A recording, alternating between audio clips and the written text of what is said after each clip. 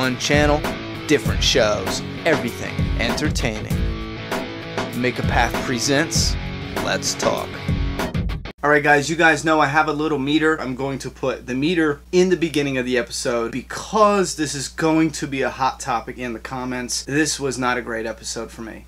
This was a very good episode. So that meter is going to be close to great, but it fell short. And I will explain why, and hopefully my explanation will keep you guys from hunting me down. Let's talk.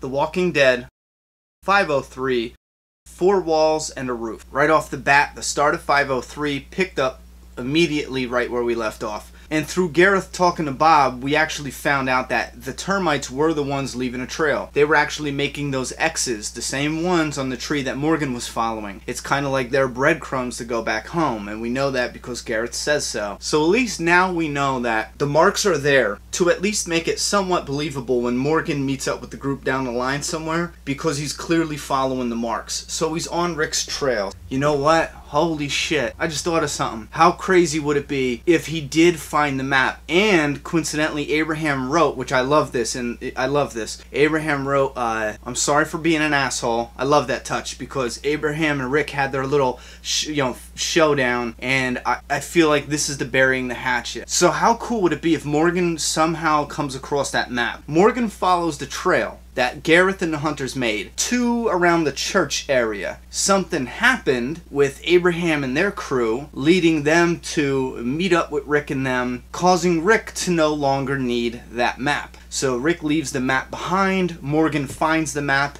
and on the map it's written Rick Grimes. As time goes on and we get more clues, we will bring that theory back up, but for right now I'm liking that. I'm really liking that. Anyway, back to 503. We get the tainted meat scene, and it was almost just what I envisioned. Remember in my prediction I said Gareth is making this like we are it speech, like we have the power now, we are on top of the world. That leads Bob into this sobbing, crying, and then Bob kind of realized, hey, wait a minute, you idiots. And then he starts laughing, and then we get an awesome line that must have been really hard for the actor to bring to life because it's such an iconic part in the comic. So bravo to him because he did a terrific job bringing that scene to life. Absolutely 100%. And Andrew West did an amazing job. He made him justifiable. You know what I mean? Talking about the whole bears killing their cubs because, you know, if the mama bear dies, cub's gonna die too. But if the cub gets eaten by the mama bear, you can always have another cub. So I like how he is a justifiable man. In his eyes. I'm not saying like, hey, okay, yeah, go with it. He is not the shell of a bad guy.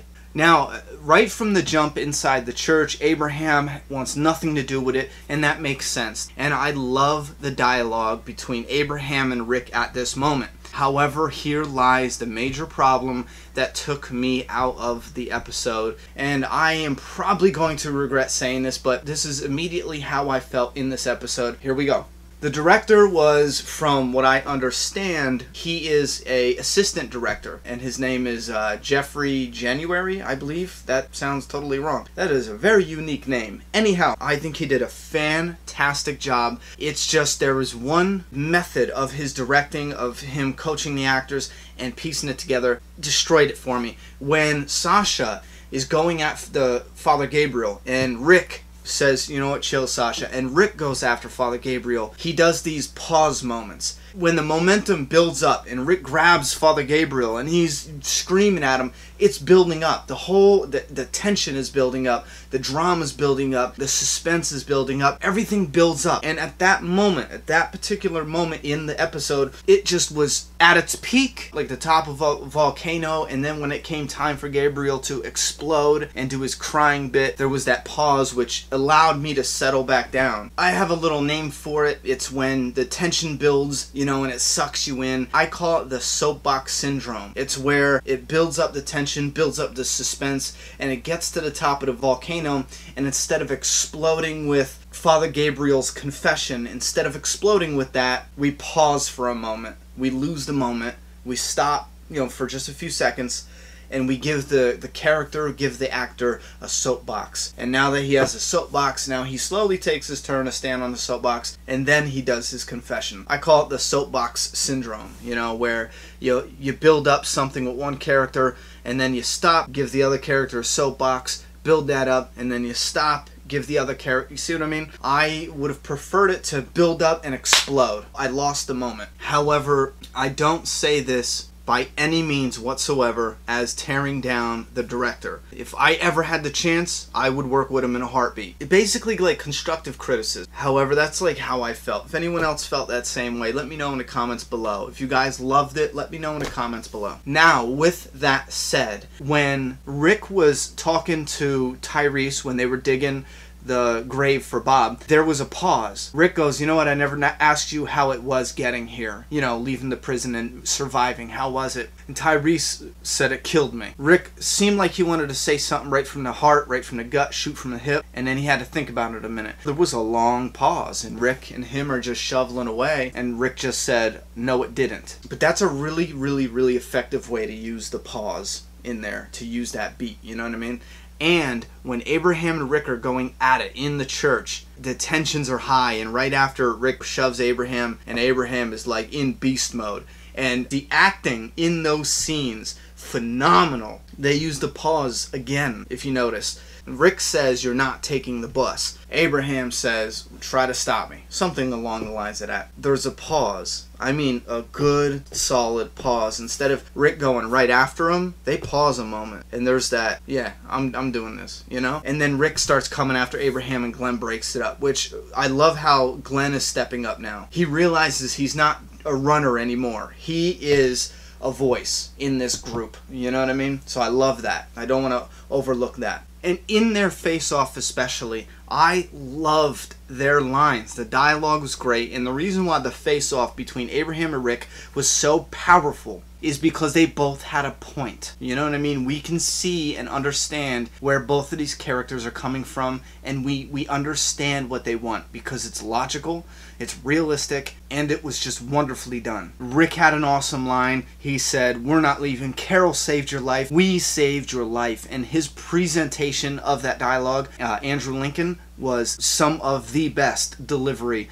I've heard on The Walking Dead. And Michael Cutlet's shot back with some awesome dialogue as well. And I'm talking about Andrew Lincoln delivered some amazing dialogue, some of the best dialogue I have heard to date on The Walking Dead. And Michael Cutlet's did not let us down. He shot right back with probably the runner-up of the amazing delivery and dialogue. And that was, and this is what I'm talking about the best time to make a pause moment, you know, and give the character a soapbox, or to just give a volcano and let it explode.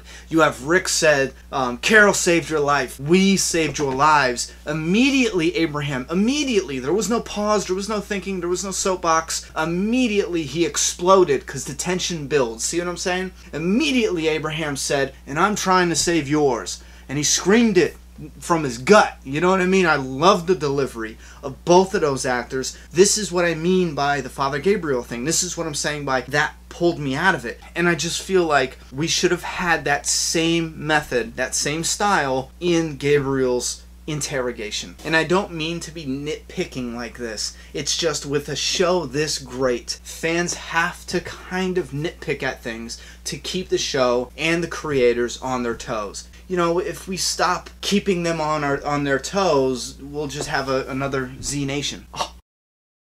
No, he didn't. And yes, I will get this out of the way. The split up surprised the hell out of me, but it makes sense because now we're gonna have, you know, Beth's little story, Daryl and Carol out in their little story. You have Glenn, Maggie, Abraham, Eugene, Rosita, Tara out on their little story, and then we got the other group of survivors at the church. Alright, does anybody know why they showed the zombies breaking the glass? You know, that might be important later on. No? I don't know. Comment below. And then finally we get the showdown. Rick did in fact trap, and I'm going to be picky again. Oh man, I don't know why, but it really came out like they just accidentally crossed paths. As soon as I saw that, I really thought they just accidentally crossed paths. It just wasn't as clear. So that's another nitpicking thing. I predicted it would end inside the church and not outside, so there was gonna be no sniping of Gareth's finger, and they did it. they shot his fingers off, and even in the reaction video, I loved it. That was probably one of the biggest highlights. I really didn't think they would put that in there. I really did not, because it was indoors, and I loved it. You know what I mean? I love how the Terminus people, Gareth in particular, he just seems spoiled to me. He seems like this spoiled kid who thinks that because it was so easy for him before, it was going to keep being easy for him. It's like a kid who just didn't understand reality. You know what I mean? If you have an easy life and you go into, like, you know, the real world or a bad neighborhood, you think, you know what I'm saying, that the same rules apply, and it really doesn't. Yeah, you know, maybe he was a little spoiled little jerk before the apocalypse, and the apocalypse happened, and he's in Terminus, and really bad people take it over, and some bad things happen, and I'm going to assume that, you know, it was just a bunch of drunken idiots who had them in a train car, and I feel like the leaders who did that and tortured him probably just got drunk one night and left the door open, because they were just raging idiots, and that's how Gareth took Terminus back. Before, I thought it was like a clever warrior moment, but I'm starting to think that it was probably just a stupid moment on those bad guys that turned the Terminus people into cannibals, and he snuck out and obviously maybe grabbed guns and then ushered him into the train car and ate the others as like a revenge. Boom, now they're cannibals. You know what I'm saying? So yeah, that's how I see Gareth now, and I see him as this little weasel thinking he could just, you know, talk people into things like, yo, Rick, I'm going to shoot inside this room, your kid's in this, oh shit, I'm missing fingers. You know what I mean? That's how I see Gareth, and I thought that that was played wonderfully. Obviously, I loved the trap inside the church, because that was, you know, what I said I would do if I was writing the show, so of course it'd be stupid for me to say I didn't like it. You know what I'm saying? And another thing, I know people, they see how graphic it was when they killed the hunters, and I don't see it as graphic. It's not like they were, I want to see their guts, I want to see blood, I want to see another human being in pain. It wasn't like that to me. It was like they were attacking an evil. You know what I'm saying? It's like they were getting it off their chest. It's like they were not just killing monsters. You know what I mean? But it's like if you get mad at something and you punch a wall, or, you know what I mean, or punch whatever, or hit the punching bag. I feel like the Terminus were their emotional punching bag, where they have so much built up. You know what I mean? That Abraham got it out so much in smashing that dude's face that he had to change his shirt later. Same thing for Michonne, I think. I could be wrong, but Michonne let that chick have it.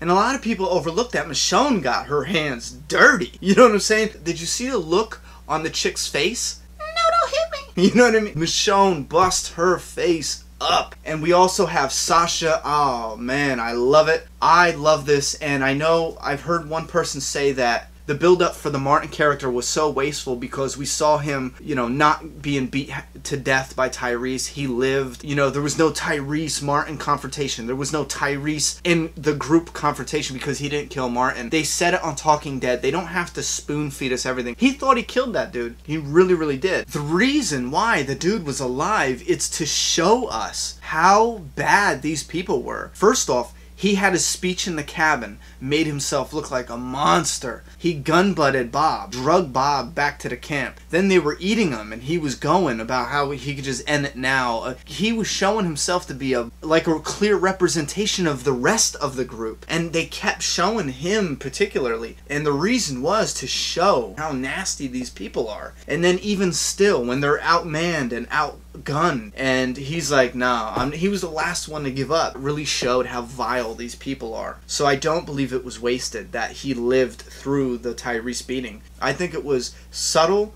and beautiful. Now, with Sasha's killing, Sasha looked him in the face for a moment before she stabbed the hell out of him. You know what I mean? And she just got it in, right in his neck. With the Rick killing, I really loved that, because Rick, there's no talking to him at this point.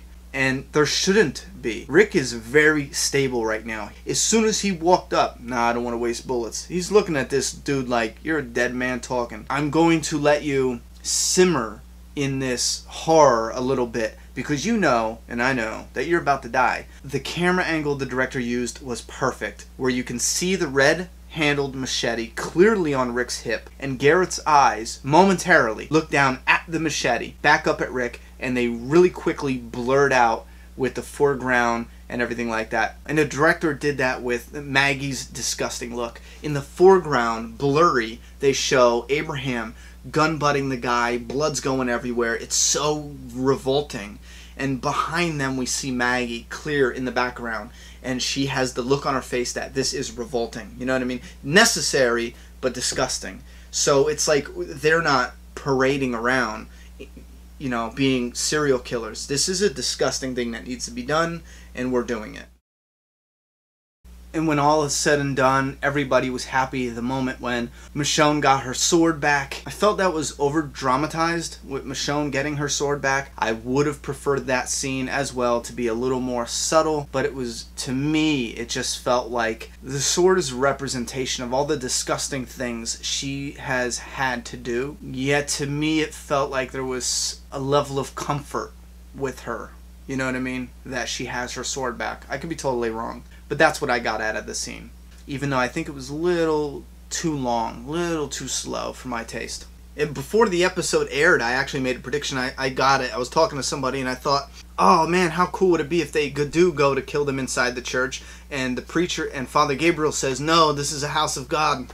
And Rick said, no, it's just 4 walls and a roof. And I thought that's where they got the title from. And I was like, guys, that is perfect. And then at the end, we realized that yeah, that happens, except for Maggie says it. She says, no, this is just 4 walls and a roof. Immediately, I thought, man, I kind of like my prediction better. I really did. And I did a little bit. But then when I thought about it and what it meant that Maggie said it, I thought 2 things. One, I thought it was so powerful that Maggie would say it because of her, you know, past history with how close, you know, God, the Bible, religion is to her, her family, and her life and her upbringing. The second thing that I thought this was a perfect opportunity to try something new. What did that scene mean to you? Comment down below and let me know what that scene and Maggie saying, no, this is just 4 walls and a roof after the slaughter, given her background with the church, what did that scene mean to you? And then comment down below. And again, guys, thank you so much. You guys are sharing these videos and word is out and it is blowing up. I am literally 96,000 away from my 100,000 subscriber goal.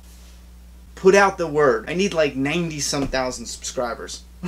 But guys, I do appreciate it. I love it. Keep in mind throughout the video, I ask you to comment down below your opinions on a couple things. You can also do the Q&A questions down below. Remember, Q&A before the question so I know when I can log it, or else it might not make it in the video because I'll think you're just asking the question to be answered immediately. Guys, I love you so much. You rock. I'm going to make a promise to my subscribers now that I will continue to upgrade this channel. If you watch my older videos, you know I upgraded. I'm going to continue to upgrade this channel. I will not do the same quality videos for years. I promise you that. You know what I mean? That's just taking advantage of my viewers. The more subscribers I get, the more quality I will give you guys. Thank you so much for your patience in these videos coming. I do not rush to get them out as soon as the episode airs. This is most likely going to be a long one. If you like the long videos, tap that like button. Please let me know. Remember to comment down below because I'm done talking. It's your turn. What is wrong with me?